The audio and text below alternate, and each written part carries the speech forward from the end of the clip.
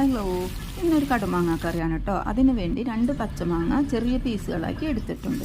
ഇനി അടുപ്പിലേക്ക് ഒരു ചീനച്ചട്ടി വെച്ച ശേഷം 2 ടേബിൾ സ്പൂൺ എണ്ണ ഒഴിച്ച് ചൂടായി വരുമ്പോൾ 1/2 സ്പൂൺ കടുകും 1/2 സ്പൂൺ ഉലുവയും കൂടി ചേർത്ത് കൊടുത്ത് കടുക് പൊട്ടി വരുമ്പോൾ 2 പച്ചമുളകും 1 പച്ചമുളക്, കുറച്ച് കറിവേപ്പില, 2 അല്ലി വെളുത്തുള്ളി ചെറുതായി അരിഞ്ഞത്, ഒരു ചെറിയ കഷ്ണം ഇഞ്ചി ചെറുതായി അരിഞ്ഞത്, 1/2 കപ്പ് ചെറിയുള്ളി ചെറുതായി അരിഞ്ഞതും കൂടി ചേർത്ത് കൊടുത്ത് എല്ലാം കൂടി നന്നായിട്ടൊന്ന് വഴറ്റി കൊടുക്കണം. ഇതെല്ലാം വഴന്ന് വരുമ്പോൾ 1/2 സ്പൂൺ മുളക് പൊടി, 1/2 സ്പൂൺ മഞ്ഞൾപ്പൊടി ഇതുകൂടി ചേർത്തെടുത്ത് നന്നായിട്ടൊന്ന് വഴറ്റി കൊടുക്കണം. ഇത് നന്നായിട്ട് വഴന്ന് വരുമ്പോൾ 1/2 കപ്പ് വെള്ളവും കൂടി ചേർത്ത് കൊടുക്കണം. വെള്ളവും കൂടി ചേർത്ത് നന്നായിട്ടൊന്ന് തിളച്ച് വരുമ്പോൾ ആവശ്യത്തിനുള്ള ഉപ്പും പിന്നെ നമ്മുടെ അരിഞ്ഞു വെച്ചിട്ടുള്ള മാങ്ങയും കൂടി ചേർത്ത് കൊടുത്ത് മൂടി വെച്ച ശേഷം മീഡിയം ഫ്ലെയിമിൽ ഒരു 5 മിനിറ്റ് നേരം ഇതൊന്ന് കുക്ക് ചെയ്തെടുക്കണം.